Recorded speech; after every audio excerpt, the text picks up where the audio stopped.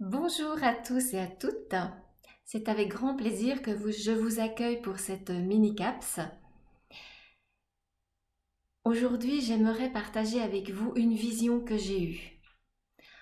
Ça m'arrive parfois lorsque je me promène dans la nature, que mon mental est déconnecté et que je suis juste dans l'accueil, de recevoir en canalisation des informations, des messages, des visions.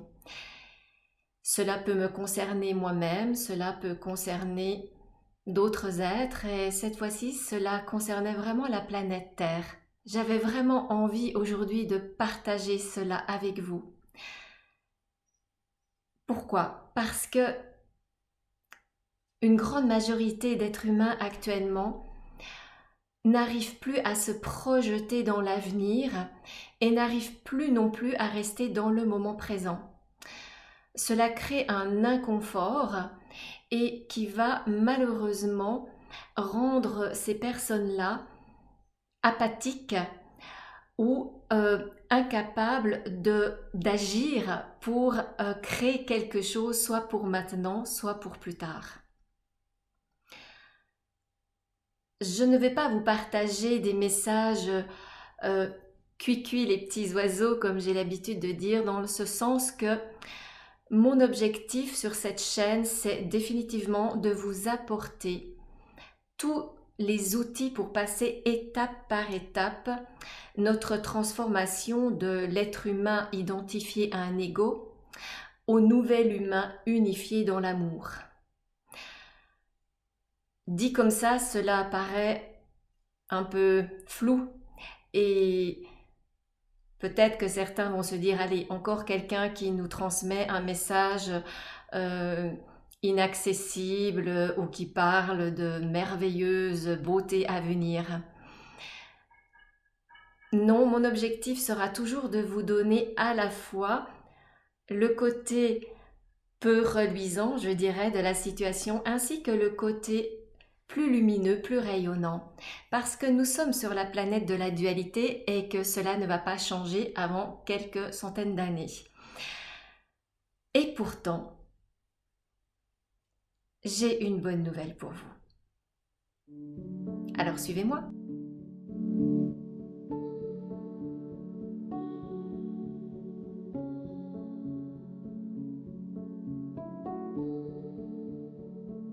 Alors, quelle est cette bonne nouvelle?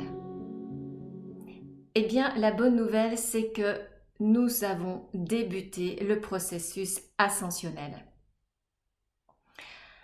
Cela fait plusieurs décennies que l'on nous parle de l'ascension, de ce processus qui va nous permettre de gentiment abandonner notre ego sans guerre, sans lutte, sans volonté de contrôler ou de dominer cet ego, cette partie de nous, mais plutôt en l'amenant gentiment à se transformer elle-même pour accueillir une dimension axée sur l'unité.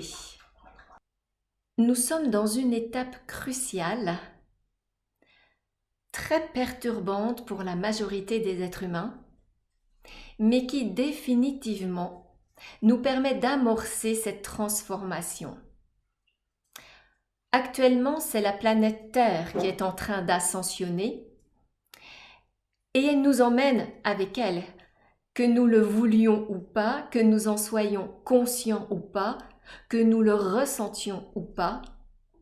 De toute façon, cela se fait.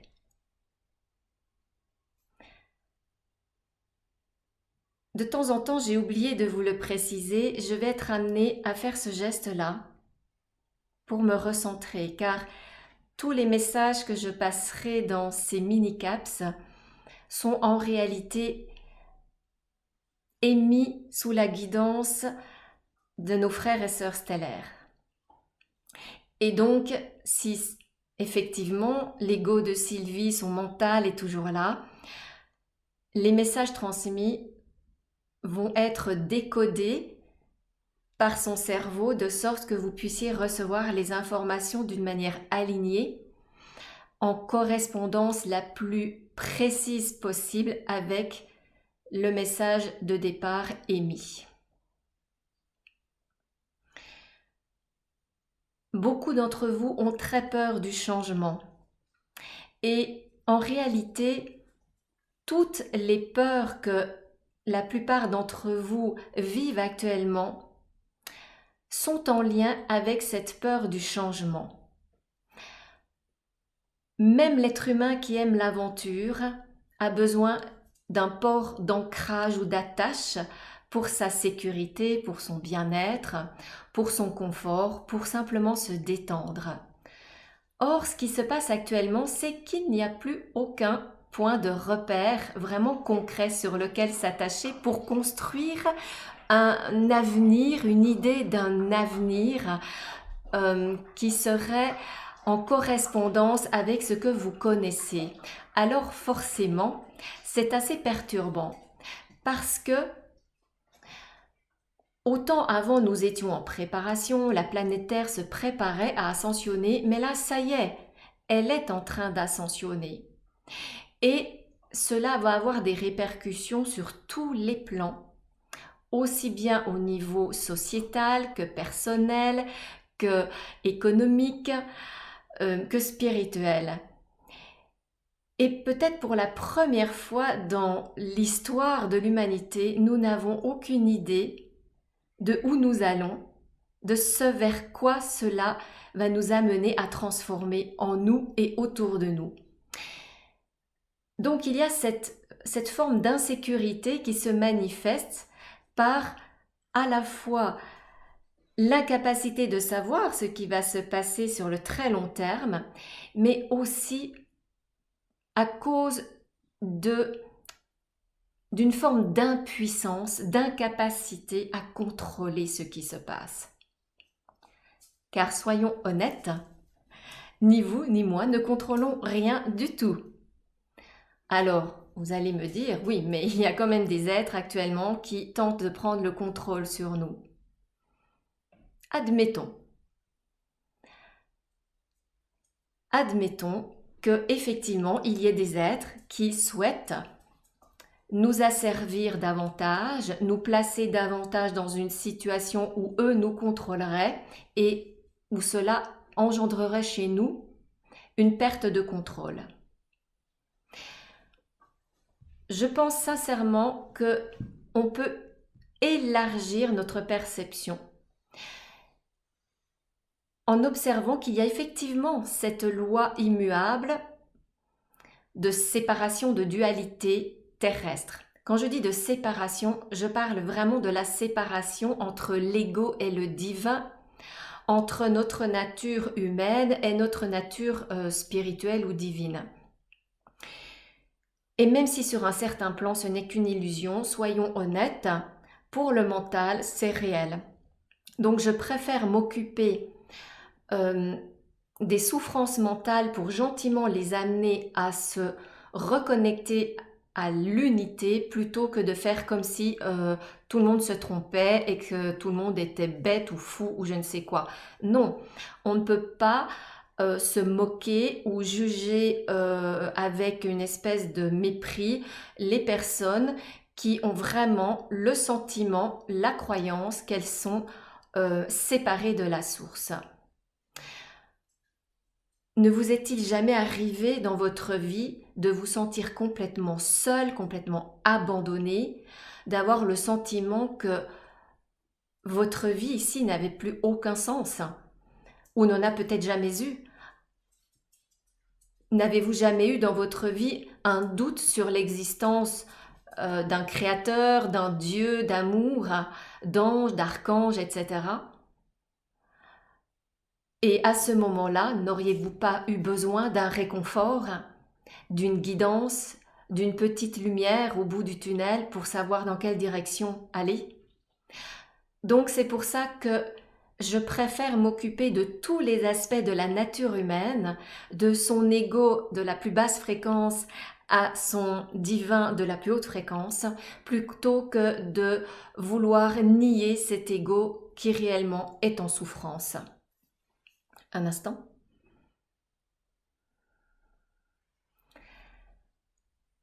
Alors vous devez vous dire, mais elle est où cette bonne nouvelle? Mais cette bonne nouvelle, c'est que nous sommes merveilleusement guidés et accompagnés. Et qu'il y a toujours cette loi de l'équilibre qui fait que s'il y a effectivement des êtres de l'ombre qui souhaitent nous manipuler, nous asservir davantage, vous avez de la même intensité des êtres de lumière qui font tout pour nous maintenir dans l'état de connexion, d'éveil, d'amour, de bien-être. Comment faire pour rester dans ce bien-être ou de retrouver ou de recréer ce bien-être? Eh bien, c'est en étant ou en redevenant co-créateur de votre vie. Je sais que certains ont l'impression vraiment de vivre un emprisonnement, mais n'a-t-on pas toujours dit que nous aurons toujours la liberté de penser?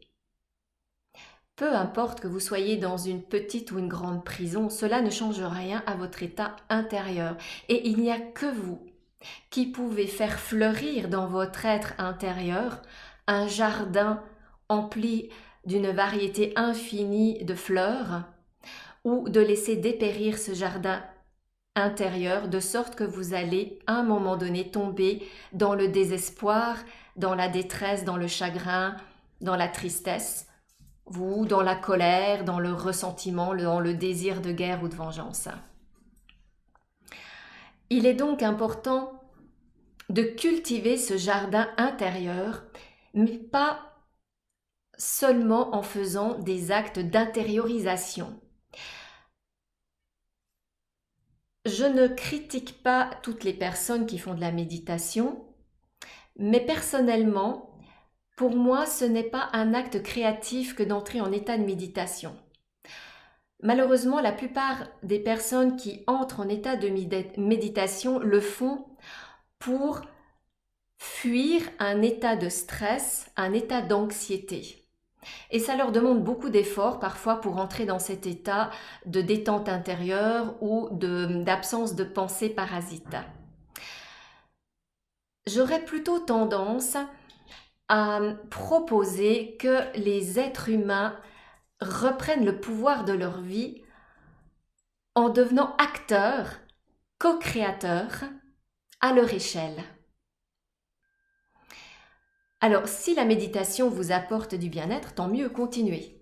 Personnellement, je préfère être acteur de ma vie en agissant, en mettant en mouvement justement l'énergie de vie afin de manifester l'énergie de vie dans une action concrète. Alors, comment faire cela? Eh bien, c'est déjà en changeant la perception que vous avez de la situation. Je sais que ce n'est pas facile parce qu'il y a tout le temps des gens qui vous disent « mais tu as vu, mais quelle catastrophe, ce qui se passe actuellement, c'est abominable, mais où va-t-on? Et puis j'ai peur pour ceci, j'ai peur pour cela. Est-ce que je vais retrouver mon travail? Mais comment je vais payer mes factures?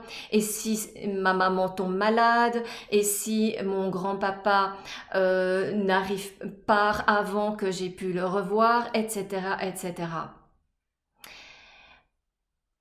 Il y a une chose qu'il est importante que vous intégriez, c'est que, sincèrement, toutes les âmes qui souhaitent partir le feront, avec ou sans Covid-19, avec ou sans grippe. Peut-être que vous arriverez à protéger certains êtres, mais si leur âme, le plan de leur âme est que ces êtres partent, quittent le plan terrestre, parce que c'est leur choix, parce que pour elles c'est le bon moment, eh bien, elles vont simplement faire un arrêt cardiaque ou une tumeur fulgurante ou avoir un accident complètement stupide, du genre elles vont changer une ampoule et puis elles oublient d'éteindre l'électricité, elles s'électrocutent.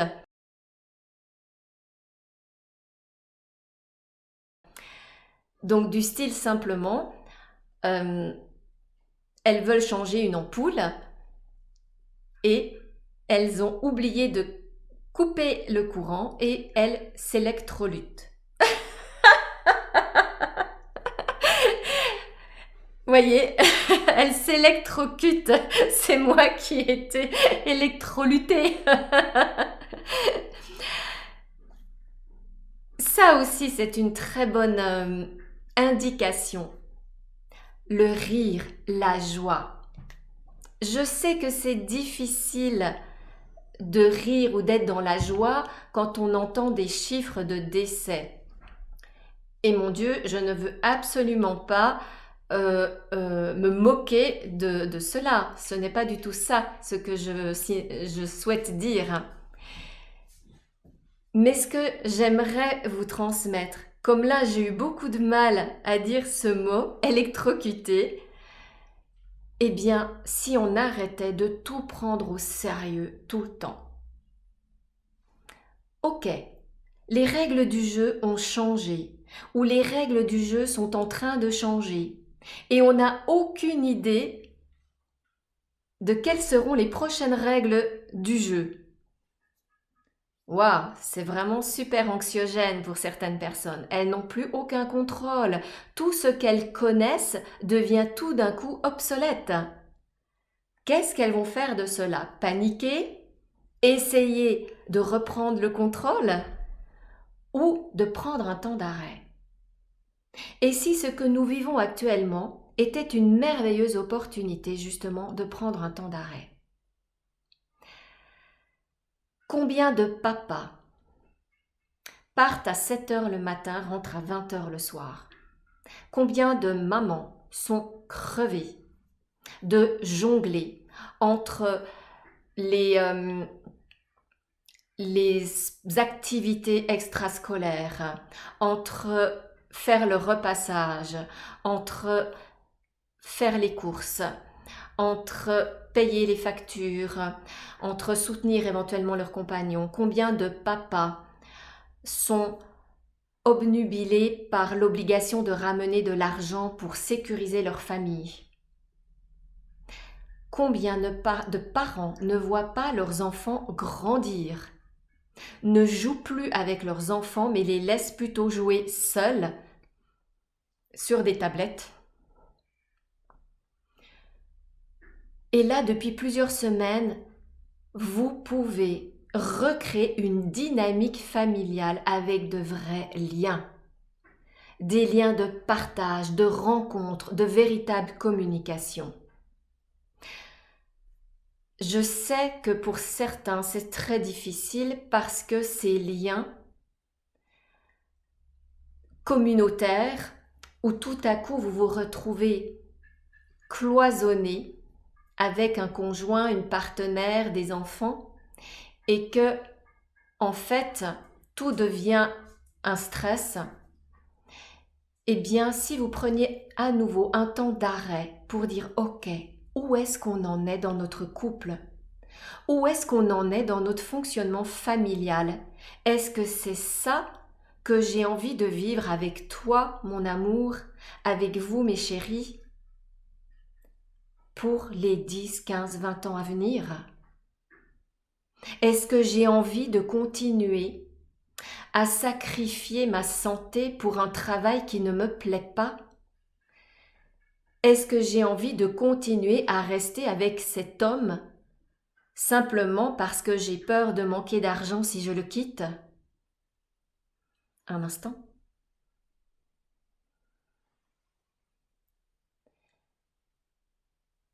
La méditation peut vous aider à y voir plus clair.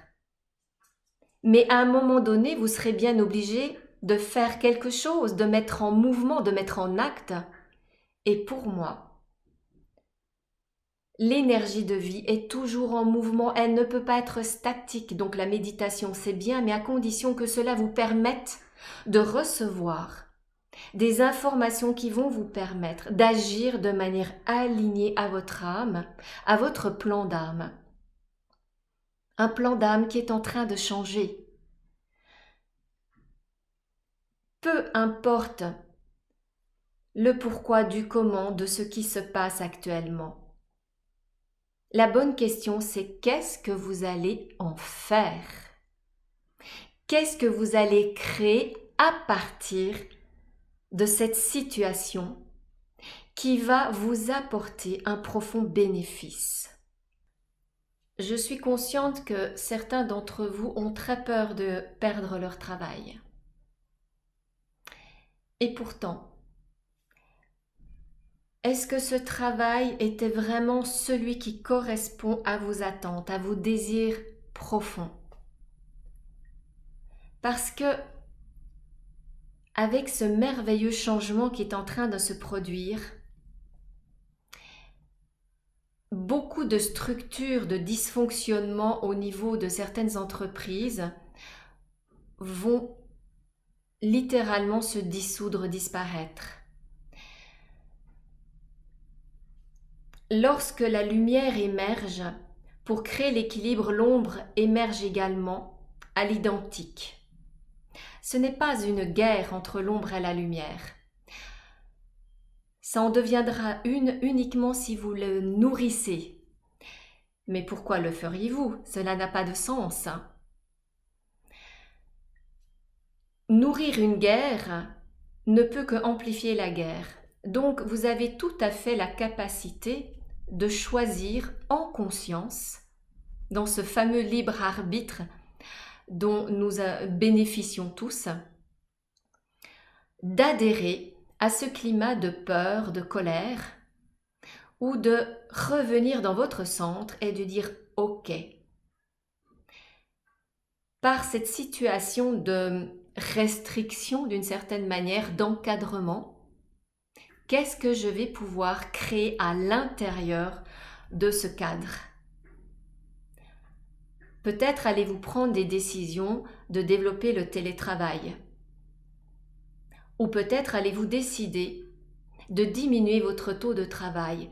Et si j'avais une idée à lancer, ce serait de proposer à tous les papas qui sont tristes et frustrés de voir si peu leurs enfants grandir, qui sont tellement fatigués quand ils rentrent qu'ils ont du mal à entrer en contact, en vrai partage, en vraie joie avec leur progéniture, eh bien pourquoi est-ce que le mode masculin qui fait que les hommes doivent travailler, pourquoi n'instaurerait-on pas le travail à temps partiel pour les hommes, y compris les cadres, y compris les dirigeants? Cela permettrait de diminuer cette croyance de l'ego suprême qui ne tolère pas de déléguer, qui ne tolère pas de partager un pouvoir ou un poste de dirigeant.